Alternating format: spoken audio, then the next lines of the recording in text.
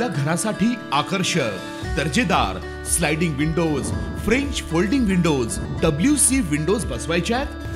तर मग यासाठी नाशिक मध्ये एकमेव आणि अद्वितीय असे एकच नाव, शिवाय एंटरप्राइजेस।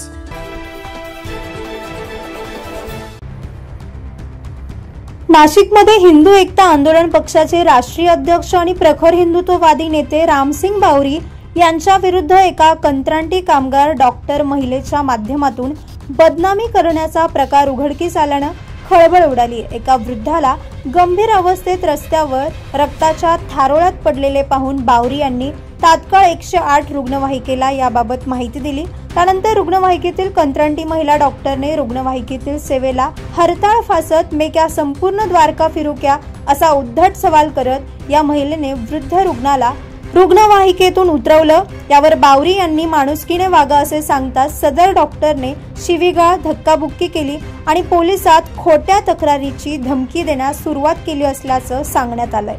या प्रकारामुळे उपस्थित लोकांमध्ये तीव्र संतापाची लाट उसळली आहे। सदर महिलेविरोधात यापूर्वीही रुग्ण आणि सहकाऱ्यांनी तक्रारी केल्या असल्याचं समजतंय। तिच्या वागणुकीमध्ये उद्धटपणा, मानसिक अस्थैर्य आणि रागीटपणा असल्याच्या बाबी समोर आल्यात। या सर्व प्रकारामुळे हा सर्व प्रकार बावरी यांच्यावर खोटे आरोप लावून अडकवण्याचं एक षडयंत्र आहे असा आरोप करण्यात येतोय।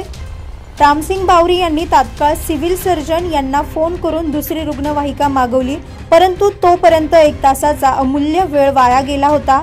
जखमी वृद्धाच्या जीवाशी हा खेळ होता असेही स्थानिक नागरिकांकडून सांगण्यात आलंय। याबाबत सदर कंत्राटी कामगार महिलेसह रुग्णवाहिका चालक सागर कदम यांच्या विरोधात भद्रकाली पोलीस ठाण्यात गुन्हा दाखल करण्यात आलाय। या संपूर्ण प्रकाराची सविस्तर चौकशी करून दोषींवर कारवाई करण्यात यावी यासाठी सकल हिंदू समाज, हिंदू एकता आंदोलन पक्षाच्या समर्थकांनी पोलीस आयुक्त संदीप कर्णिक यांना निवेदन देण्यात आलंय।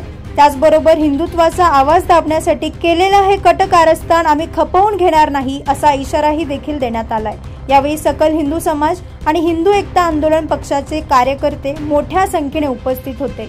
9 न्यूज महाराष्ट्र ब्युरो, नाशिक।